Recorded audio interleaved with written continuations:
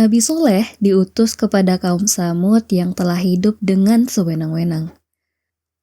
Kondisi wilayah mereka yang makmur malah membuatnya menjadi masyarakat yang hidup dalam budaya hedonisme dan bermewah-mewah. Mereka juga menjadi masyarakat yang serakah serta memeras kaum miskin dan bertindak kejam.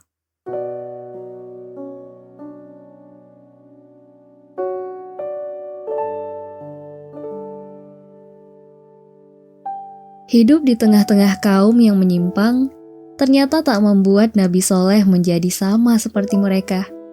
Nabi Soleh justru menentang apa yang dilakukan oleh kaumnya.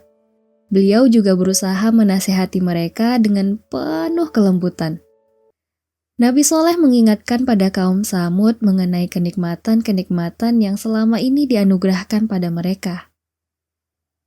Perkataan lembut Nabi Soleh dalam mendakwahi kaumnya bahkan telah terabadikan dalam surah Asy-Syu'ara ayat ke-141 sampai 152. Dalam surah tersebut Allah berfirman, "Kaum Tsamud telah mendustakan rasul-rasul. Ketika saudara mereka Soleh berkata kepada mereka, 'Mengapa kalian tidak bertakwa?' Sesungguhnya aku adalah seorang rasul kepercayaan yang diutus kepada kalian. Maka bertakwalah kepada Allah dan taatlah kepadaku. Dan aku sekali-kali tidak meminta imbalan kepada kalian atas ajakan itu. Imbalanku tidak lain hanyalah dari Tuhan semesta alam.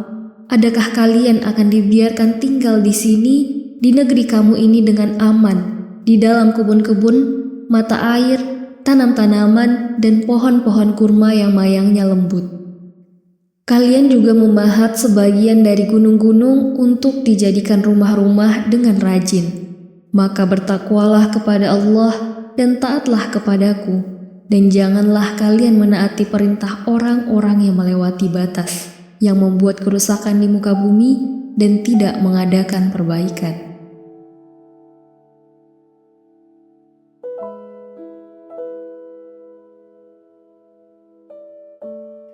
Kaum Tsamud ternyata tak mengindahkan perkataan Nabi Soleh.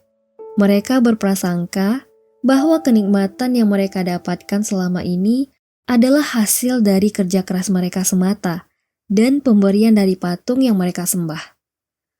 Mereka benar-benar lupa bahwa dahulu leluhur mereka telah diazab Allah karena sikap yang saat ini mereka miliki. Nabi Soleh tentu saja tak henti-henti untuk terus menasehati kaumnya. Percakapan antara Nabi Soleh dan kaum Tsamud juga diabadikan Allah dalam surat Hud ayat ke-61. Di ayat tersebut dijelaskan, "Dan kepada kaum Tsamud kami utuskan saudara mereka, Nabi Soleh. Ia berkata, 'Wahai kaumku, sembahlah Allah. Sebenarnya tiada Tuhan bagi kamu selain daripadanya. Dialah yang menjadikan kamu dari bahan-bahan bumi serta menghendaki kamu memakmurkannya. Oleh karena itu, mintalah ampun kepada Allah dari perbuatan syirik, kemudian kembalilah kepadanya dengan taat dan tauhid. Sesungguhnya Tuhanku senantiasa dekat lagi sentiasa memperkenankan permohonan hambanya.'" Bukannya sadar, kaum Tsamud malah menanggapi perkataan Nabi Soleh dengan kemarahan. Mereka jadi semakin menjadi-jadi dalam menghina Nabi Soleh. Dalam Quran Surat Hud ayat ke-62 tertulis jawaban kaum Tsamud pada pernyataan Nabi Soleh. Mereka, kaum Tsamud menjawab dengan berkata, "Wahai Soleh, sesungguhnya engkau sebelum ini adalah orang yang diharap dalam kalangan kami untuk memimpin kami. Patutkah engkau melarang kami daripada menyembah apa yang disembah oleh datuk nenek kami?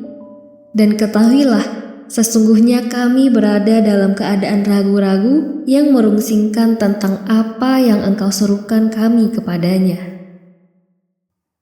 Teman-teman, dalam ayat tersebut tergambar dengan sangat jelas bahwa kaum Tsamud menyadari kalau Nabi Soleh adalah manusia unggul yang selama ini mereka percayai. Bahkan mereka pernah menginginkan Nabi Soleh untuk menjadi pemimpin mereka. Nabi Soleh telah menjadi tempat untuk memohon nasihat serta bantuannya dikala mereka membutuhkan. Mereka akan memohon pertolongan dan petunjuknya ketika menghadapi masalah atau kesulitan. Mereka bahkan mengetuk pintu rumahnya saat menghadapi persoalan yang sangat genting. Namun, saat Nabi Soleh menasehati untuk meninggalkan berhala sembahan mereka menolak dan merendahkan Nabi Soleh. Orang yang paling gigih dalam mencekal dakwah Nabi Soleh adalah para petinggi dan pemuka kaum Tsamud. Para pemuka kaum Tsamud itu khawatir jika nantinya akan semakin banyak masyarakat yang sadar dan mengikuti Nabi Soleh. Mereka takut kalau-kalau pamor dan kekuasaan mereka akan semakin redup. Karena itu, mereka ingin menunjukkan kelemahan Nabi Soleh di hadapan para pengikutnya. Mereka meminta Nabi Soleh untuk mendatangkan bukti yang membenarkan dakwahnya. Nabi diminta mendatangkan mukjizat yang tak masuk akal dengan dalih dapat mendukung kebenaran risalahnya. Mereka sangat yakin bahwa Nabi Soleh tidak akan bisa memenuhi permintaan mereka dan mereka akan bisa makin leluasa memojokkan Nabi Soleh. Namun, perkiraan mereka itu ternyata salah besar. Nabi Soleh justru dengan gagah berani mampu memenuhi permintaan mereka atas izin Allah. Dalam Quran Surat Hud ayat ke-63-64 Allah berfirman, Nabi Soleh berkata, "Wahai kaumku, bagaimana pikiran kamu jika aku berada dalam kebenaran yang berdasarkan bukti yang nyata atau mukjizat dari Tuhanku?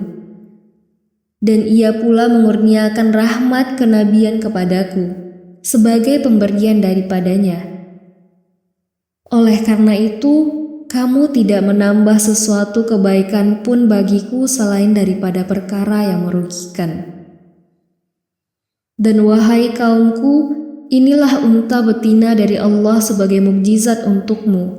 Oleh karena itu, biarkanlah dia makan di bumi Allah dan janganlah kamu memperlakukannya dengan buruk yang akan menyebabkan kamu segera ditimpa azab."